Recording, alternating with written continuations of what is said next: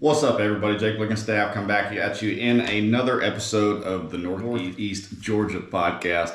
I'm delighted to have Russ Worley here with ProShield Roofing. We're going to get into some absolute fire, not only about how he got into the business, some of his past, but also some kind of tips and tricks for all of you residential and commercial property owners out there. So definitely stay tuned to the end of this.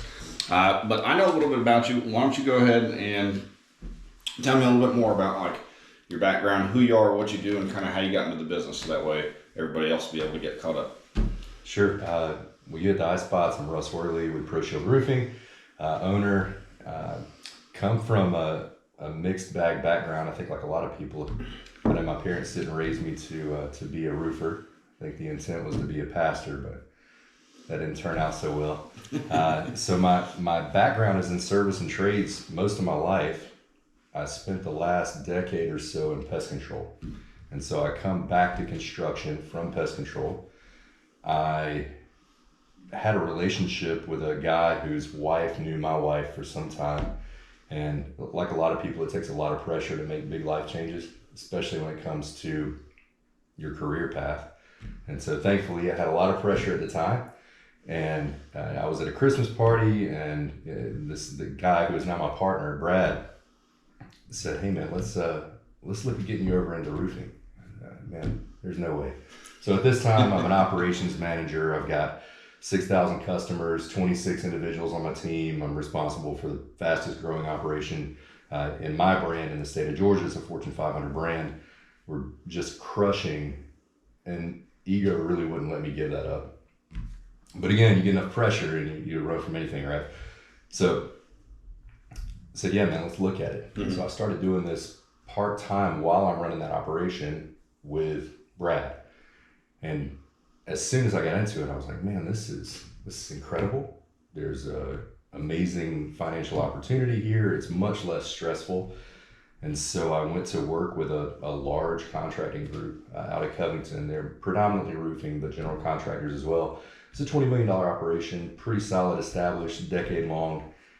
And I'm doing this with them for a very short time, and I look around and just quickly it became clear, I can do this differently and be successful. Mm-hmm. And at that time, Brad had left that construction group, gone back with his family's business, which was strictly roofing. And he was feeling the same things, I can do this differently and be successful. And so we kind of came together. I was only in the sales side of this industry for 3 or 4 months. Crunched some numbers and opened a business, and it's been off and running ever since. Well, that's awesome. I know that in, I'd say the last 2 years that we've known each other, mm-hmm. I mean, your business and your numbers and your profits and your growth, I mean, it's been phenomenal as far as it being like your first business undertaking to kind of co-own the roofing company. So let's dive into a little bit of where are you guys currently located, and what's your service area, so that way everybody is aware of if you're even able to help them wherever they're at. Sure. Yeah. Well, roofers roof their entire state. Some of us outside of that bound, but for us, we're mostly East Georgia. So our base is in Monroe. Mm-hmm. Our focal area is anything Gainesville to Macon and south. So really about a 2-hour stretch anywhere outside of Monroe.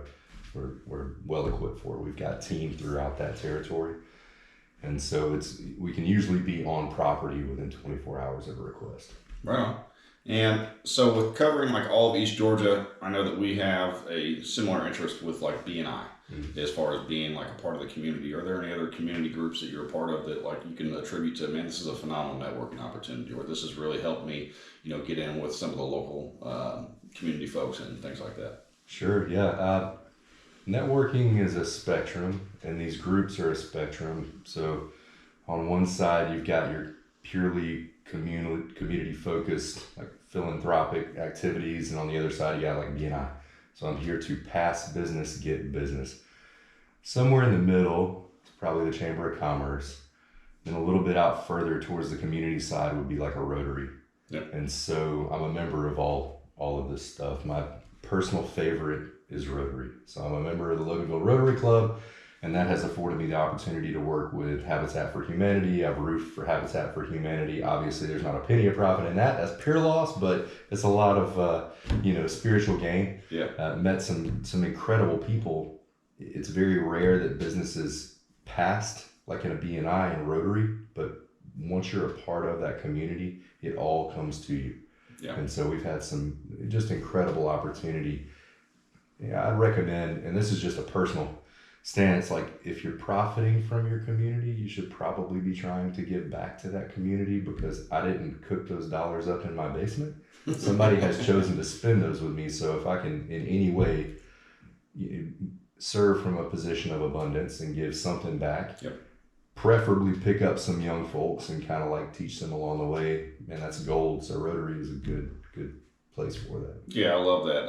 I do similar kind of philanthropic work where I donate a portion of my commissions for all the transactions that I do on behalf of my clients to any of the local nonprofits here in Athens. So I'm a huge believer in, it doesn't matter what stage of life that you're in, you need to be able to find or discover a way to be able to give some of what you have to people that are less fortunate in whatever way, shape, or form that means.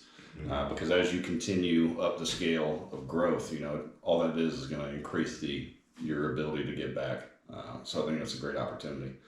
What would you say some of the biggest successes have been, either in your life from a growth perspective? I know that there's some conversation there, but also from like your business perspective of where you guys started to where you guys are at now. So business-wise, I think the low-hanging fruit to answer that is probably going to be top-line revenue. You mentioned it. We've doubled that in less than 2 years, and so our first year we locked in about 2.2, and we're trending 5 million for the year. Congratulations. Appreciate it. That's the easy answer. The one that means a little bit more to me is we started out with 2 people, so it was me and my partner, and that was us. Right? And we are 17 strong now, and I would anticipate being probably at the 20 mark by mid-January. And all of those people are supposed to be there. Everybody fits the culture. Everybody fits, like we're all in line pulling in the same direction. And most of us, we've had some tough spots in our background. And so it's a good place for everybody to be. On a personal note, I've had 2 kids. So I got 2 kids, right? And a marriage that has survived the birth of 2 children and a startup, and transitioning out of, my old W-2 job. And my wife has stayed with me through all of this. So she is, I definitely outpunted my coverage. That is for sure. Between seeing the growth in the lives of the people that are with us now, which is a huge focus for me, and any of them will tell you that, and my own personal growth, it's been an amazing 2 years. I really got my teeth kicked in for the decade I was doing what I do now for somebody else, and there was not much growth other than my education. Yeah. And so, you work some jobs for financial gain, you work some jobs for educational gain, and there's very rarely a crossover there. And if there is, hey, that's gold. And I was compensated, appropriately at the time, but I also was working 60, 70 hours a week. And I missed a good portion of my wife's pregnancy with my son. I wasn't there to support her for that. And a lot of my own life. And it's just a very different thing now. And everybody comes to work because they want to be there. We're all growing successfully in our personal lives, which I'm very, in tune with my people. Like, I want to know, what are you doing different? What's better today? What's crappy today? Like, we'll talk about all that. But everybody seems to be on a good path. That's awesome. You said a couple things that I want to go back and unpack a little bit. So having the different seasons of growth, we see that in the real estate industry pretty often. It's very cyclical. So you have, your peak selling season, your off season, but then you also have changes in the market that we experience as well. Where unfortunately, as anybody that's watching this, unless you've been living under a rock, knows that we're in a very awkward state in the market. High interest rates, low inventory, but that's a topic for another conversation. But what we also know is that in some of the most challenging times in our business, we gain and move forward, but sometimes it's not always financially. Sometimes it is actually just inexperience because you've learned how to grind it out in a tougher market or in a tougher business or in a tougher position. So sometimes that growth, even though it's not financially, can be some of the best growth that you receive during that season of your life. So I think that's pretty important to realize that and recognize it. But also, hey, everybody takes different positions for different reasons. So whether it's a financial gain, a new position with a new title, hopefully that's not the only reason, but always chasing some type of vertical growth from a knowledge and experience perspective, hopefully in a financial perspective as well. So I'm glad to see that you've essentially got to the other side of that tunnel. Yeah. Now, just like any business owner, I know that you're very much like I am, where we never completely feel satisfied. We always feel that there's more for us to be doing on a constant basis. Sure. So there's always going to be new goals established and new things that we're trying to accomplish. What would you say that separates you or differentiates you from, say, another roofing company in the state of Georgia? Like, why would you advocate to somebody else to utilize your guys' services?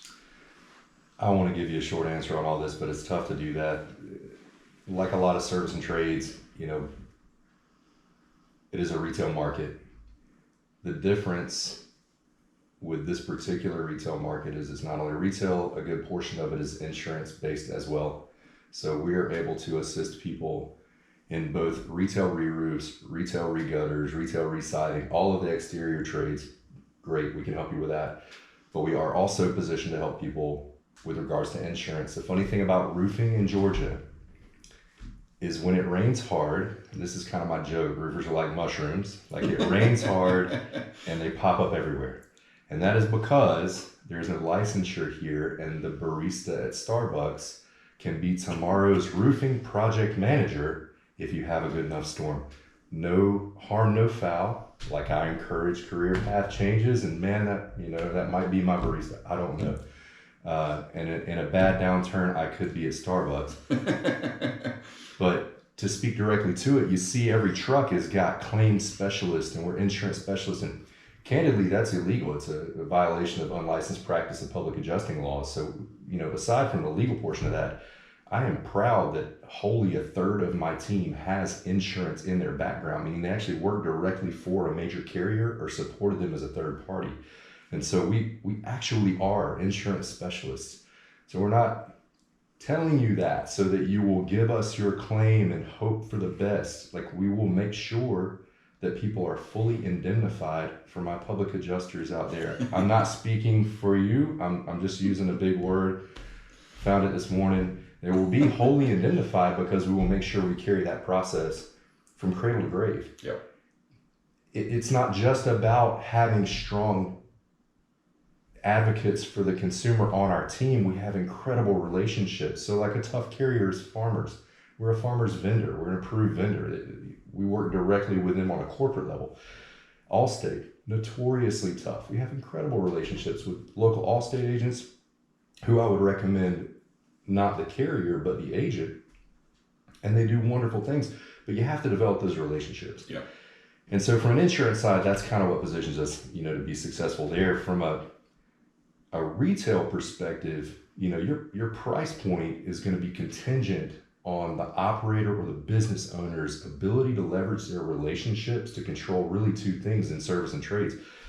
That's going to be materials and labor. And we have, I can tell you for days about the labor. I mean, it's just incredible installers, and the people on our team that install are super solid as well. But we have phenomenal relationships with our supply side.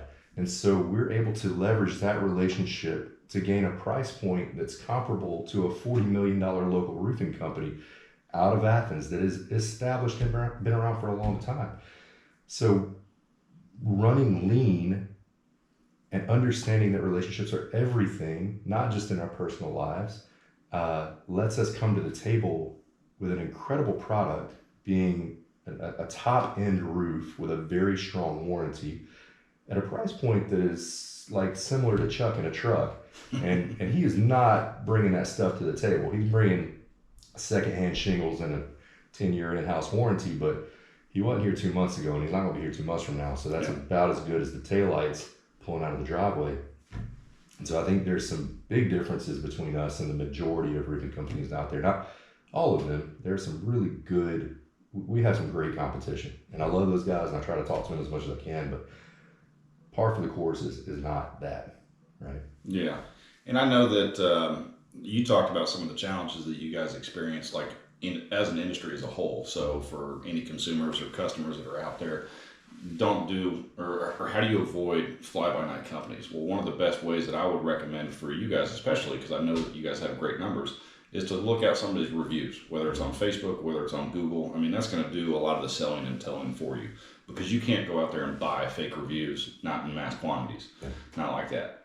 So what else would you say is a challenge that you guys have experienced in today's market, like whether it's from a pricing standpoint? I know that that's tough on a lot of people because credit card debt is massive and through the roof right now, just like as a nation as a whole. And what are some of the ways that you guys are adapting through some of those challenges? Yeah, you kind of hit all the key points. It's really quality of company and the price point. Mm-hmm. And so people don't, it's like, we're very close to mechanics and really anything else where somebody is under your hood and you don't know what they're doing. It's the same for us. You know, people look at their roof from the ground and they don't understand it's a roofing system. And it really is a system. Like, it is not just the shingle. And so it may appear that this went on properly, and it absolutely did not. And we see these things all the time as we're driving around with a trained eye. You see shingle slide and, you know, all the other problems that will not be covered by insurance because an installer issue. So I think it's very important, you know, for our folks at home, especially for our commercial people, you know, vet your contractor. That is super, super important. Regarding how the market is going to impact your contractor, that really comes back down to that material piece. And if your contractor does not have a solid relationship with their supplier and supply side, it's really going to push your price point up. To get you know, in an apples to apples bid, you can see a massive variance, you know, between your prices that are offered. So, you know, I'd recommend anybody out there, you know, make sure you're looking at apples to apples. Make sure that one contractor is offering the same.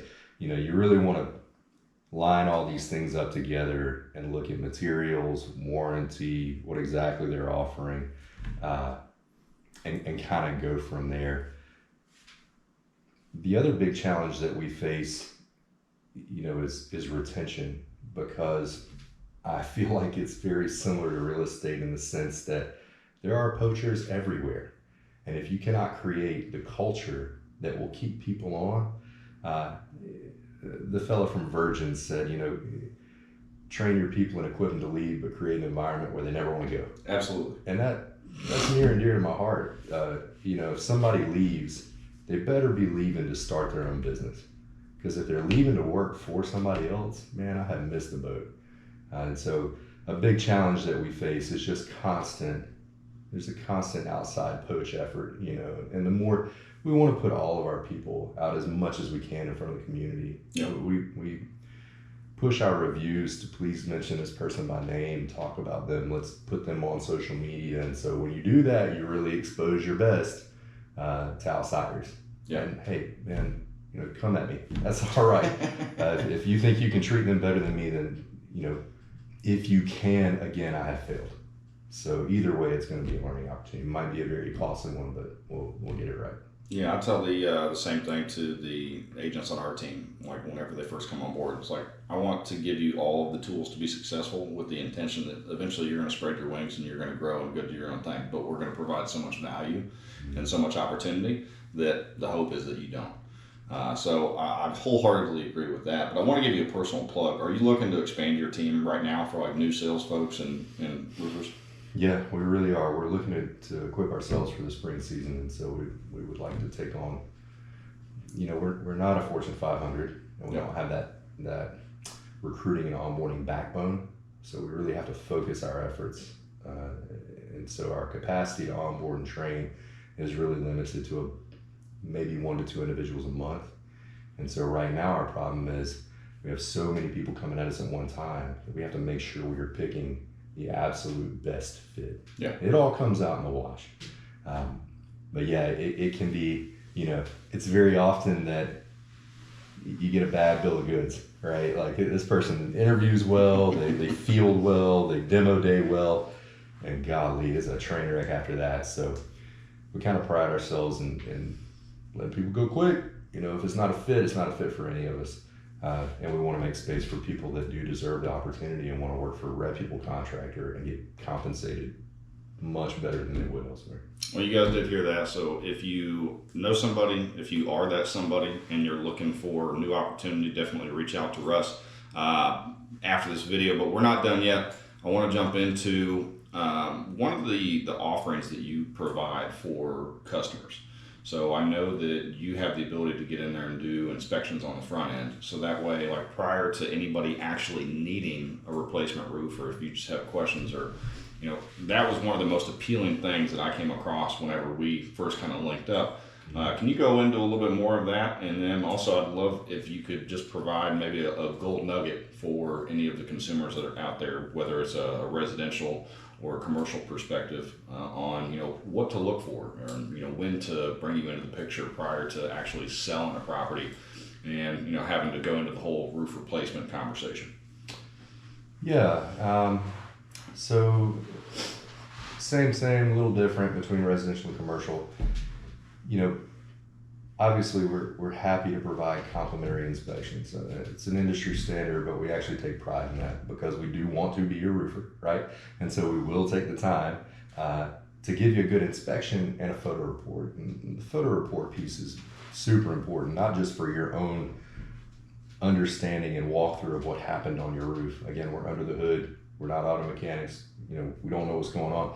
We're on your roof. We want you to know what's going on. So we're trying to put that photo report together to tell you a story, but we want you to have that preemptively so that if you face a weather event, you don't run into these situations that we see so commonly of adjusters coming to the house and saying, this was pre-existing, and we have a photo report that says, no, it wasn't. We've got a clean bill of health here. This has happened with this most current storm, and so you need to take care of it, right? It's our contract. For a residential roof, I would recommend probably having inspections at least once a year, maximally every 3 years. The problem is the penetrations on the roof are the first point to fail. So you get plumbing boots, flashing, all of these things, and they'll rot out into the sun. The shingles are super tough. The metal is very tough, but the caulk, the sealant, that will degrade over time due to UV exposure. So you need to have that looked at every few years, preferably every year, so you're getting those updated photo reports in preparation for storm seasons. But if you just don't care a thing about that, every 3 years is really kind of your cycle to make sure you're not exposing your attic to a leak, because your attic has insulation in it and you do not want water in there. You will have mold before you know it, and that is very unsafe. From the commercial perspective, it's even more important. And commercials really need to be on established maintenance programs.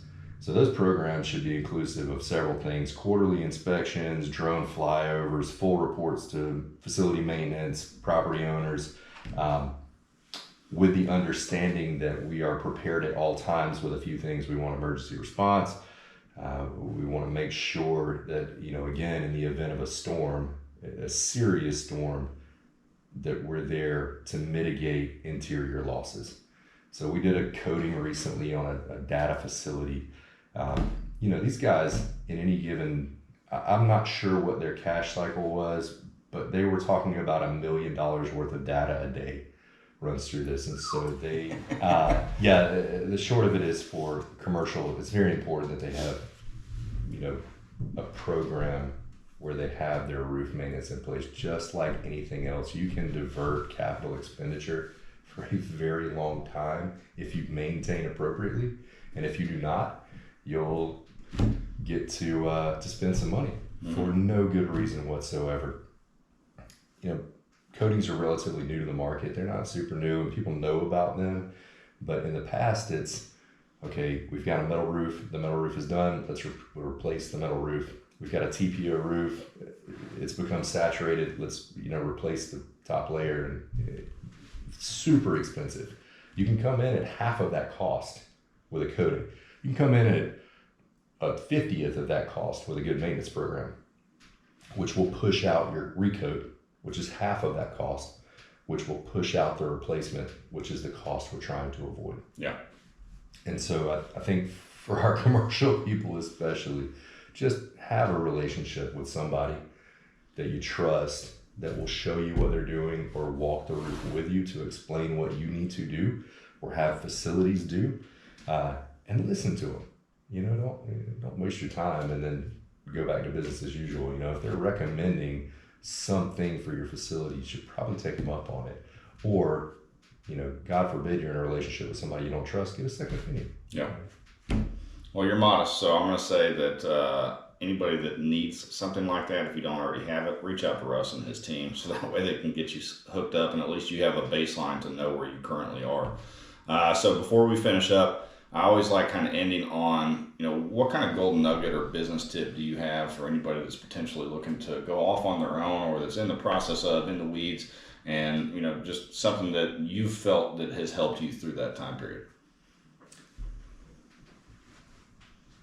Being where I'm at, small business and startups are near and dear to me. And I would recommend wholeheartedly, if you are a tradesman, you need a business partner. You need somebody with business acumen to walk you through year one, or you will struggle. The problem is, being skilled at your job does not make you skilled at running your business. Correct. And these are very different skill sets. Now, they'll come over time depending on the environment that you're in, but especially in the trades, and I imagine it's the same again in real estate or just about anything else. You have to have somebody who can give you a hand with that. And so I would recommend, please try to find someone that you can partner with. It is almost impossible to work on the business while you're working in the business.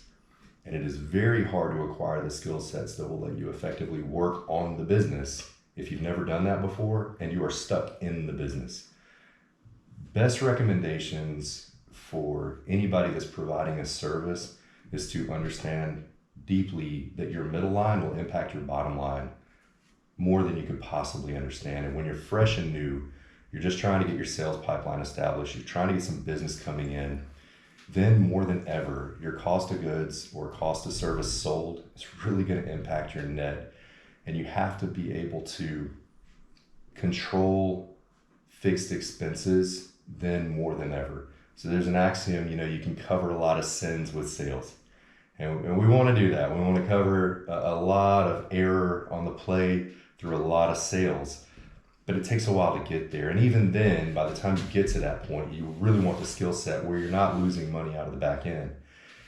Initially, you're not going to have a lot of leverage to control your labor cost and control your supply side cost, but you can be aggressive about all of the support structure and systems that support your business and keep you legal.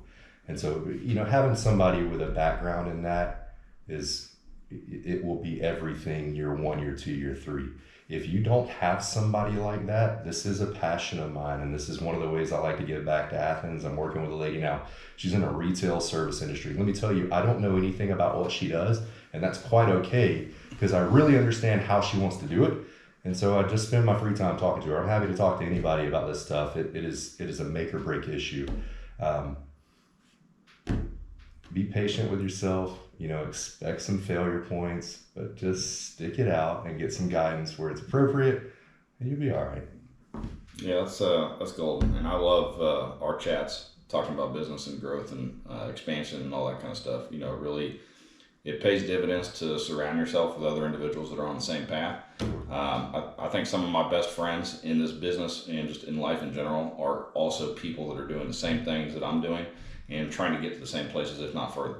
Those are the people that I want to surround myself with. That's my circle. So I'm glad you had the time to come on today. And if you guys haven't already, somewhere around this video, you're going to see all of Russ's contact information, link to his website. Definitely check him out. So if you need either a residential inspection on a roof, a commercial inspection on a roof, or you need a replacement, or you're just kind of kicking around the idea of getting a new referral partner from a roofing expert, I would highly advocate reaching out to Russ.